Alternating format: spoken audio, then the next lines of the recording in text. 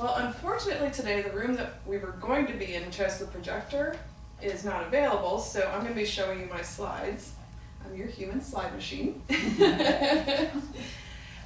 In the Handbook of Egyptian Mythology, Geraldine Pinch wrote, "A story recorded in the first millennium BCE tells how a wicked god Seth disguised himself as a leopard to approach the body of Osiris.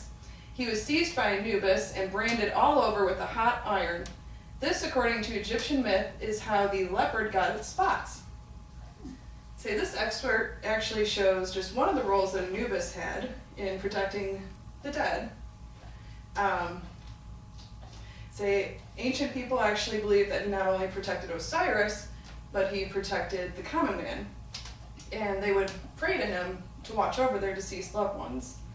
And priests would also wear masks that looked like a jackal while they performed their burial rituals so that they could watch over those dead loved ones. And now I say that they wore masks of a jackal, but this is actually a controversial subject because some people think that it was actually a wild dog.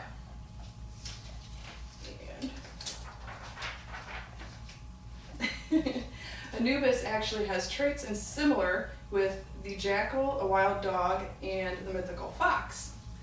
The dog is associated with the moon, night, and death. And back in ancient times, a lot of people actually were buried with their dogs because they thought that the dogs would lead them to the underworld. And dogs were often considered the guardians of the dead and the underworld. And there was a story in the Mythical Zoo by Boreas Sax. It talked about a god that was punished by a greater god for disobedience, and he was sent to the underworld. And then a fox appeared, went to the underworld, and brought that lesser god back. And this is equal with Anubis in his roles, so. And then the fox and the jackal are actually very similar in a lot of old texts. They have trouble telling which one is being spoken about sometimes.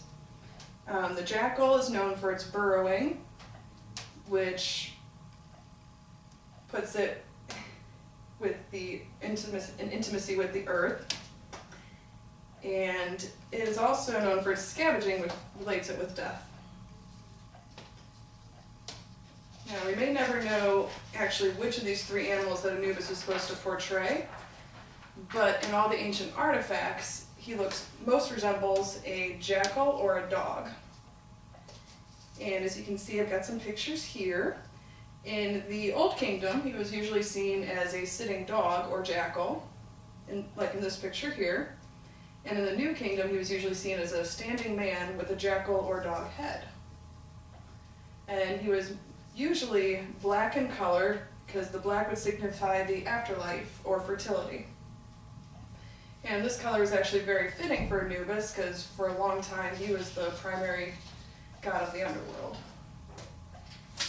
And he had several different roles as the god of the underworld. He would lead those who had died to their judgment place, and when he got them there, he would weigh their hearts on a scale against the feather of Ma'at. If their hearts were heavier than this feather, then he would feed them to demons. And if they were lighter, then they could go soar in the skies with Ra. He was also supposedly the creator of embalming and mummification, and he presided over a ritual called the opening of the mouth ritual. This was a process that was supposed to give the dead person back the senses that they had had in their life. And there's actually, this depiction here is from the Book of the Dead. It actually shows Anubis weighing on the scales. And see. Anubis was also known as the protector of cemeteries and burials, and he is the one who was supposed to give the curses if anyone would actually go into those tombs. He was quite often carved onto the tombs to protect those within. And nowadays, when you see him in the movies, he's often portrayed as an evil or vindictive god, but back in ancient times, he was actually seen as a caring and nurturing god. He was the one who held power over the spirits of the dead, and he was the one who would convey them to the afterlife. He was their protector and their guide to the unknown.